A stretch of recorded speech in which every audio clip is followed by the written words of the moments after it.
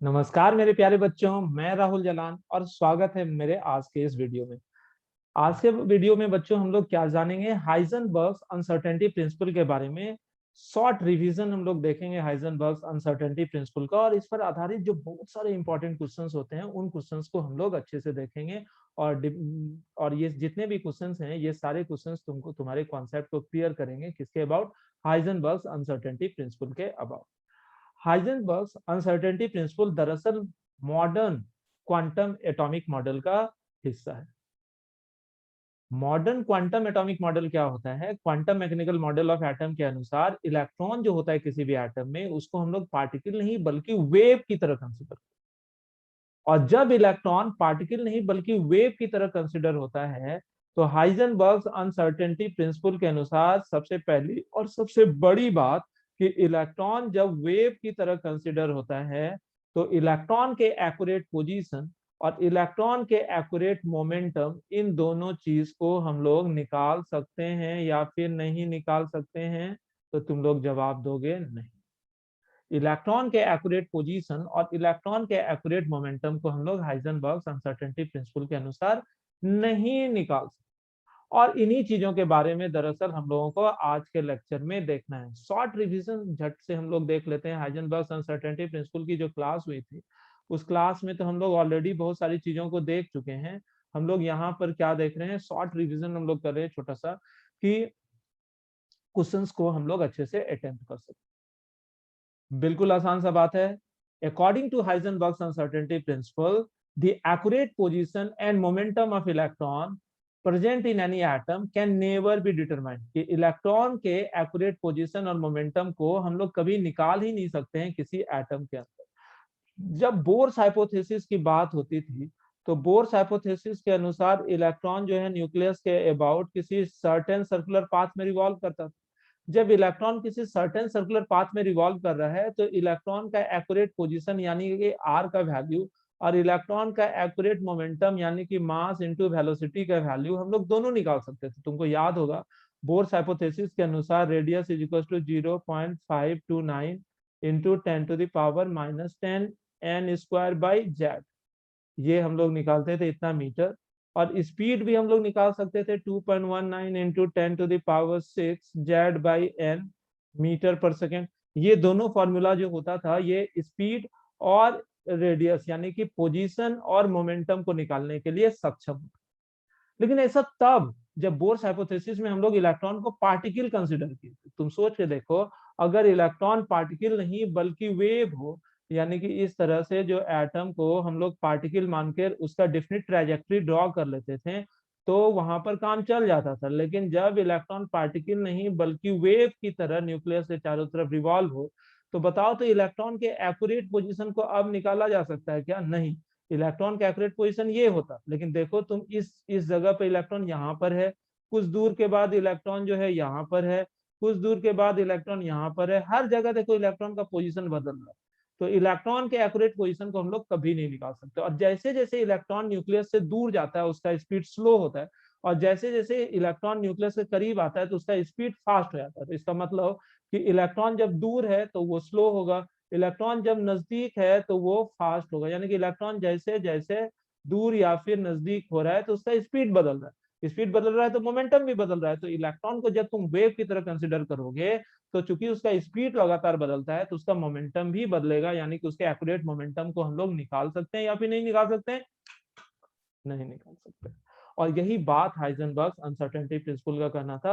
According to Heisenberg's uncertainty principle, the accurate position and momentum of electron at a time can never be determined. समझे?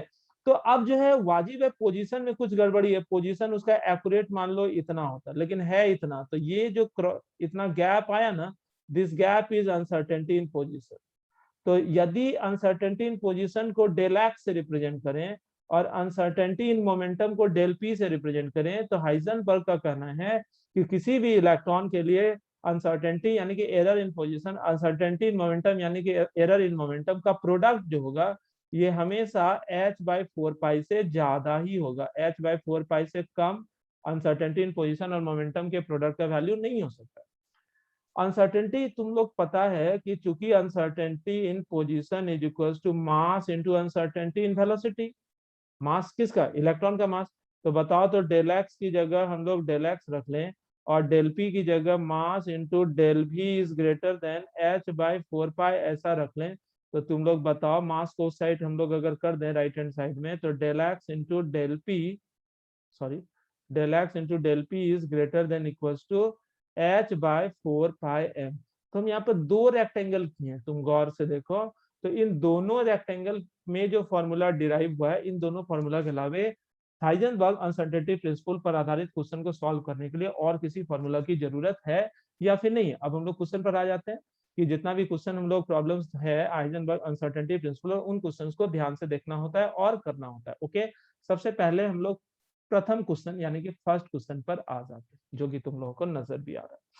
सबसे पहले given values लिखना question को पढ़ने के दौरान। The uncertainty in momentum of a particle is this much. Uncertainty in momentum मतलब del p का वैल्यू दिया है 6 इंटू 10⁻⁻2 किलोग्राम मीटर पर second. Calculate uncertainty in position. तुम लोग बोलो, इससे आसान कोई क्वेश्चन हो सकता है क्या? क्योंकि del p into del x is greater than equals to h by 4 pi. तो बताओ, तो del x is greater than equals to h by 4 pi into del p. Value रख दो, एच की वैल्यू तुमको याद है 6.626 इंटू 10⁻⁻34 डिवाइडेड बाय 4 की जगह 4, पाई की जगह 3.14 और डेल पी की जगह हम लोग क्या रख देंगे बताओ, 6 इंटू 10⁻⁻2 इतना metre, and this is the answer. Okay, next question में बढ़ते हैं। Calculate uncertainty in position of a dust particle. Position of का अनसर्टेनिटी तुमसे पूछा जा रहा है। With mass equals to 1 milligram, mass जो दिया हुआ है 1 मिलीग्राम, तो मिलीग्राम से तो काम चलेगा नहीं, इसको किलोग्राम में हम लोग कर लेते हैं, 1 इंटू 10⁻⁻3 किलोग्राम, है ना, गड़बड़ कर दिए, 1 इंटू 10⁻⁻3 ग्राम हुआ। तो इसको किलोग्राम में कन्वर्ट करोगे तो 1 इंटू 10⁻⁻6 किलोग्राम। ओके, अब बोल रहा है if uncertainty in velocity, del v का दी वैल्यू दिया हुआ है 5.5 इंटू 10⁻⁻20 मीटर पर सेकेंड। तुम जानते हो कि del x into del v is greater than equal to h by 4 pi m. तो बता दो, del x is greater than equal to h by 4 pi m del v. तो एच की वैल्यू 6.626 10⁻⁻34 डिवाइडेड बाय 4, पाई की जगह 3.14, मास की जगह हम लोग क्या रख लेंगे 1 इंटू 10⁻⁻6 और डेल भी की जगह जो क्वेश्चन में दिया हुआ है 5.5 इंटू 10⁻⁻20। इसको तुम लोग सॉल्व करोगे और इतना metre is the answer. Next question पर आते हैं। Calculate the product of uncertainty in position and velocity. कह रहा है calculate the product of uncertainty in position and velocity, del x into del v बराबर व्हाट। अगर इलेक्ट्रॉन का मास तुमको दे दिया है कितना 9.1 into 10⁻⁻31 kilogram according to Heisenberg uncertainty principle, तुम लोग बता दो del x into del v is greater than equals to h by 4 pi m. तो बता दो this value is equals to 6.626 10⁻⁻34 divided by 4, pi की जगह 3.14, मास की जगह 9.1 into 10⁻⁻31. Is it or not? Definitely yes. Next question. Calculate the uncertainty in velocity of ball of mass 150 gram. Velocity बोल रहा है का uncertainty तुमसे पूछ रहा है और उसका मास दिया 150 ग्राम, जिसको कि 0.15 किलोग्राम कर लेते हैं क्योंकि ऐसा यूनिट में हम लोग काम करना है, और डेल भी का वैल्यू तुमसे पूछ रहा है। If the uncertainty in position is of the order of 1 angstrom, कि del x is 1 angstrom, 1 angstrom कितना होता है मेरे प्यारे बच्चों 10⁻⁻10 मीटर। तुम ही हमको बता दो कि del x into del v is greater than equal to h by 4 pi m. तो अपने से पूछा जा रहा है del v is greater than h by 4 pi m del x. हो गया, एच की जगह 6.626 10⁻⁻34 और डिवाइडेड बाय 4 की जगह 4, पाई की जगह 3.14 एम। मास किसका है, इलेक्ट्रॉन का, तो क्रिकेट बॉल का, तो 0.15 इंटू डेल एक्स, तो डेल एक्स का वैल्यू 10⁻⁻10 इतना मीटर पर सेकेंड। याद रखना, डेल एक्स जितना कम डेल भी उतना ज्यादा आएगा। The uncertainty in the position and velocity of a particle are, uncertainty in position तुमको दिया हुआ है 10⁻⁻2 मीटर और uncertainty in velocity 5.27 into 10⁻⁻24 metre पर second. Calculate mass of the particle, mass तुमसे पूछा जा रहा है। चूंकि del x into del v is greater than equal to h by 4πm, तो मास इज इक्वल, मास जो होगा, मास किसके बराबर हो जाएगा, mass is greater than equal to h by 4π del x into del v, है कि नहीं। एच की जगह 6.626 10⁻⁻34 और डिवाइडेड बाय 4 की जगह 4, पाई की जगह 3.14, डेल एक्स की जगह हम लोग क्या रख देंगे बच्चों, 10⁻⁻2 और डेल भी की जगह 5.27 इंटू 10⁻⁻24। सही है ना, तो इतना किलोग्राम। इसके बाद नेक्स्ट पॉइंट देखिए, लिखते, नेक्स्ट क्वेश्चन है, if the electron is to be located within 5 into 10⁻�5 angstrom, मतलब कि डेल एक्स का वैल्यू तुमको दिया हुआ है 5 इंटू 10⁻⁵ एंगस्ट्रॉम, 5 इंटू 10⁻⁵ एंगस्ट्रॉम है। तो देखो 5 इंटू 10⁻⁵ इंटू 10⁻10 यानी कि 5 इंटू 10⁻15 मीटर हो जाएगा ऐसा यूनिट में। What will be the uncertainty in velocity, तो डेल भी बराबर व्हाट, देखो ये अनसर्टेनिटी इन पोजीशन बहुत कम है। दुनिया में सबसे छोटा वैल्यू क्या होता है, न्यूक्लियस का साइज।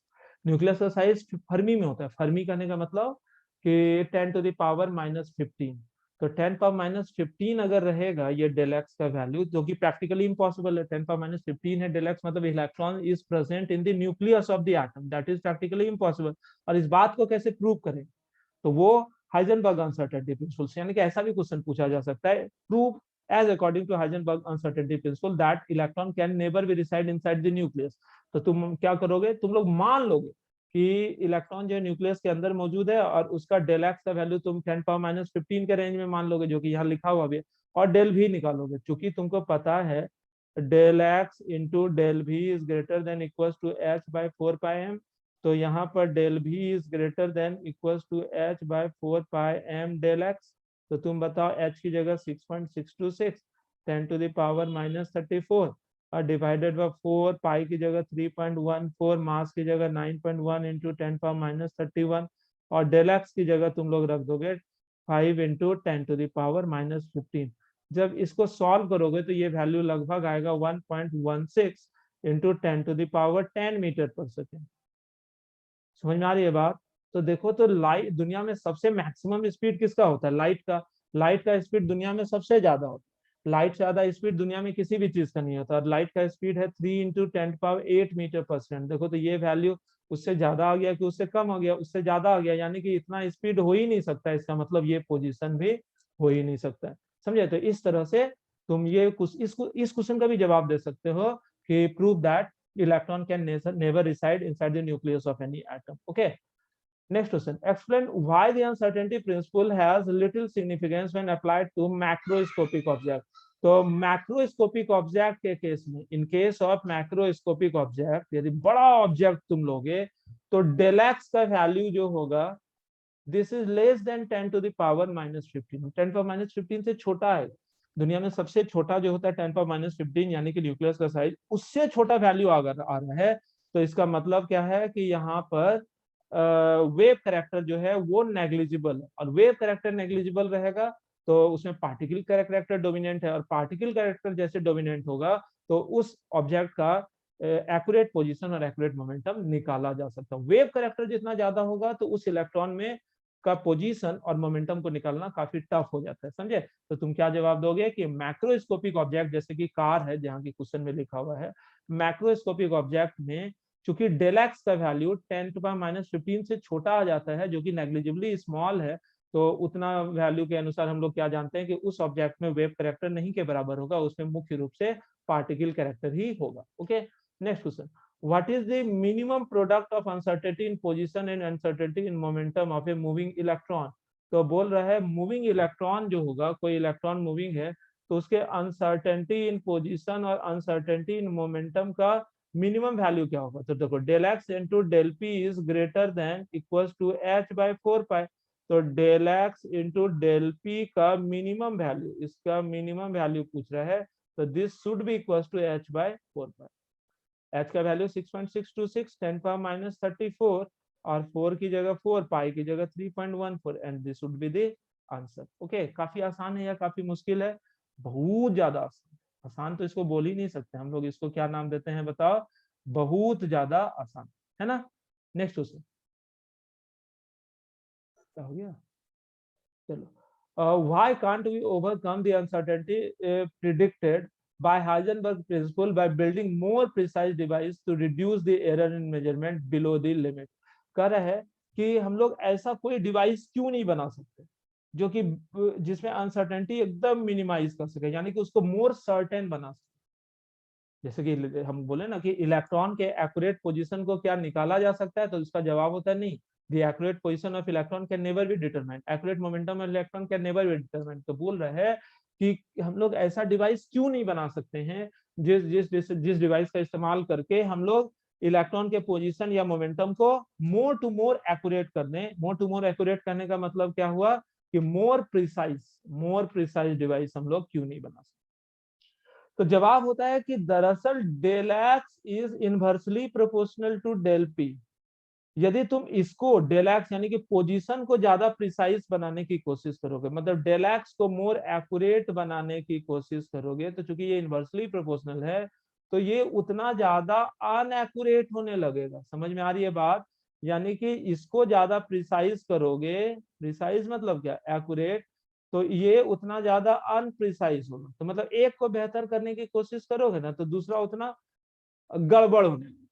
तो इसी वजह से हम लोग ऐसा नहीं कर सकते। यानी कि पोजीशन, ये जो पोजीशन तुमको नजर आ रहा है, इस पोजीशन को अगर तुम एक्यूरेट बनाते हो यानी कि उसमें गड़बड़ी को कम करने की कोशिश करोगे, तो मोमेंटम जो है वो ज्यादा गड़बड़ होने लगेगा। उसी तरह मोमेंटम को ज्यादा एक्यूरेट करने की कोशिश करोगे तो पोजीशन उतना गड़बड़ होने लगेगा, क्योंकि दोनों एक दूसरे के रेसिप्रोकल है। तो इस वजह से हम लोग दोनों में से किसी को कर नहीं सकते। एक को करोगे तो दूसरा उतना ही बेकार हो जाएगा। ठीक है। What would be the uncertainty in momentum of an electron whose position is known to be absolute certainty? बोल रहा है पोजीशन एकदम सर्टेन है, पोजीशन एकदम एक्यूरेट है, तो मतलब गड़बड़ी कितना हो गया? पोजीशन में 0। सुने बात को। बोल रहा है कोई इलेक्ट्रॉन है, उसका पोजीशन एकदम सर्टेन है, एक्यूरेट है, तो इसका मतलब अनसर्टेनिटी उसके अंदर कितना हो गया? 0 हो गया। तो तुमसे पूछ रहा है कि uncertainty in momentum is equal to what is the uncertainty in momentum? तो तुम बता दो हमको कि चूंकि del x into del p is greater than equals to h by 4 pi, तो del p is equals to what? Del p is greater than equals to h by 4 pi del x. If you put the value of del x as equals to 0, तो what will be the result? इसमें 0 से multiply करोगे तो del p is greater than equals to infinity. मतलब किसी भी चीज में अगर 0 से छोटा वैल्यू अगर तुम करोगे तो वो उतना ज्यादा इनफाइनाइट हो गया, यानी कि गड़बड़ी जो है इन्फिनिटी है। मतलब अनसर्टेनिटी इन मोमेंटम की गड़बड़ी इन्फिनिटी। और यही तो पिछले कुछ क्वेश्चन से हम बोलने की कोशिश कर रहे हैं। यानी कि पोजीशन को अगर तुम एक्यूरेट करोगे तो मोमेंटम उतना ज्यादा अनएक्यूरेट हो जाएगा, और यदि मोमेंटम को एक्यूरेट करने की कोशिश करोगे तो पोजीशन उतना ज्यादा अनएक्यूरेट हो जाएगा, है ना। Describe the differences between properties of free electron and a moving cricket ball. बोला एक इलेक्ट्रॉन है, ये जो इलेक्ट्रॉन है एक छोटा सा और एक बॉल है, इन दोनों के प्रॉपर्टी में क्या अंतर? इलेक्ट्रॉन और बॉल के प्रॉपर्टी। तो इलेक्ट्रॉन में वेव कैरेक्टर जो होगा दिस विल डोमिनेंट, है ना। और इसमें जो होगा पार्टिकल कैरेक्टर ये होगा डोमिनेंट, है ना। तो अब चूंकि इलेक्ट्रॉन में वेव कैरेक्टर डोमिनेंट है तो इसके अनसर्टेनिटी इन पोजीशन और अनसर्टेनिटी इन मोमेंटम का वैल्यू कितने के बराबर ग्रेटर होगा? h/4 पाई की, h/4 पाई से ग्रेटर होगा। मतलब कि उसका पोजीशन और मोमेंटम को साथ साथ नहीं निकाला जा सकता है। लेकिन बॉल में चूंकि पार्टिकल कैरेक्टर है क्रिकेट बॉल में, तो इसका अनसर्टेनिटी इन पोजीशन लगभग 0 और अनसर्टेनिटी इन मोमेंटम जो होगा वो भी लगभग 0, यानी कि इसके एक्यूरेट पोजीशन और मोमेंटम को निकाला जा सकता है। जिसमें वेव कैरेक्टर रहेगा ना बाबू, उसमें इलेक्ट्रॉन के एक्यूरेट पोजीशन और मोमेंटम को निकालना टफ होता है। Okay. Calculate the uncertainty in position of an electron if the uncertainty in velocity, uncertainty in position तुमसे पूछ रहा है और अनसर्टेनिटी इन वेलोसिटी तुमको दिया हुआ है 5.7 इंटू 10⁵ मीटर पर सेकेंड। इज इट ओके और नॉट? इलेक्ट्रॉन के लिए मास का वैल्यू कितना होता है? 9.1 इंटू 10⁻31 किलोग्राम। तो तुम बताओ चूंकि चूंकि चूंकि चूंकि चूंकि चूंकि चूंकि del x into del v is greater than equal to h/4 pi m, तो अपने से पूछ क्या रहा है डेल एक्स, तो del x is greater than equal to h by 4 pi m into del v. H की value 6.626 10 to the power minus 34, 4 की जगह 4, पाई की जगह 3.14, मास की जगह 9.1 10 टू द पावर माइनस 31, और डेल वी की जगह बच्चों 5.7 इंटू 10 टू द पावर 5। जो भी आ जाए इसको सॉल्व करोगे तो डेल एक्स का वैल्यू आ जाएगा। क्वेश्चन पूछा है calculate the uncertainty in the momentum of A particle, the uncertainty in momentum of the particle तुमसे पूछ रहा है। ये द अनसर्टेनिटी इन पोजीशन तुमको दे दिया 6.626 into 10 to the power minus 32 metre. चूंकि तुमको पता है बच्चों del x into del p is greater than equal to h by 4 pi m, ऐसा होता है ना, सॉरी एच बाय 4 पाई होता है।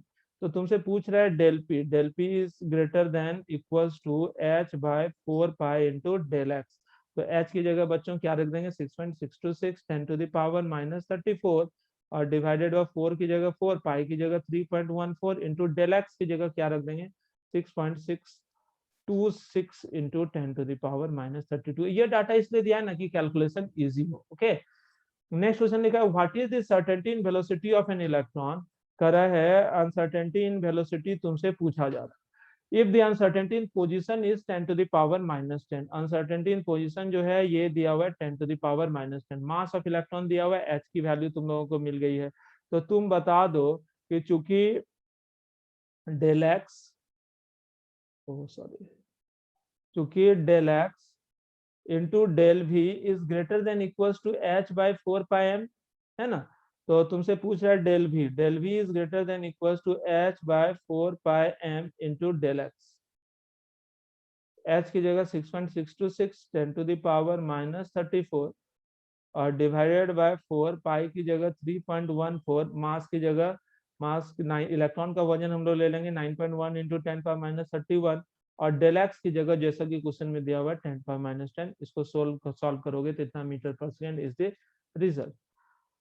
नेक्स्ट क्वेश्चन लिखा है an electron has a velocity 300 metre पर सेकंड, वेलोसिटी दिया हुआ है 300 मीटर पर सेकंड, और एक्यूरेट टू 0.01%, मतलब डेल वी बराबर 300 का 300 का, ये नहीं है, का 0.01%। तो 300 का 0.01 बाय 100 बराबर कितना हो जाएगा, 100 तो कट गया, 3 into 10 to the power minus 2 metre पर सेकेंड, है ना। डेल वी का वैल्यू इतना दिया हुआ है। तो कह रहा है कि with what accuracy we can locate the position of electron, electron के लिए डेल एक्स का वैल्यू पूछ रहा है। तुम बताओ चूंकि del x into del v is greater than equal to h by 4 pi m, तो तुमसे डेल एक्स अगर पूछा जाए that is greater than equal to h by 4 pi m into del v, तो एच की जगह 6.626 10 to the power minus 34 by 4, pi की जगह 3.14, एम की जगह 9.1 10 to the power minus 31 kilogram, और डेल भी की जगह हम लोग लिख सकते हैं 3 into 10 to the power minus 2। सही है ना। तो this is the value of del x, आसान है। Next, a microscope using suitable photons is employed to